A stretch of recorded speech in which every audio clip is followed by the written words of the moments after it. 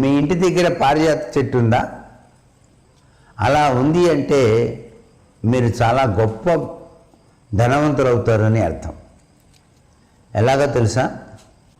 పారిజాత చెట్టు ఎక్కడైతే ఉంటుందో అక్కడ తప్పనిసరిగా పంచమహాపాతకాలను పోగొట్టుతుంది. పంచమహాపాతకాలు పోగొట్టే చెట్టే పారిజాతం. పారిజాత పూలు చెట్టు నుంచి కోయకూడదండి. ఆ చెట్టు బ్రహ్మదేవుడి నుంచి వరం పొందిందిట. నన్ను ముట్టుకొని కోయకూడదు, నేనే రాలుతాను, రాలిన తర్వాత కింద పడ్డవి ఏరుకుంటే చాలు, వాళ్ళందరికీ యోగం సిద్ధింపచేస్తాను అని. పారిజాతం పువ్వులతో గనక విష్ణుమూర్తిని పూజ చేస్తే మహదైశ్వర్యం వస్తుందని కదా శాస్త్రం.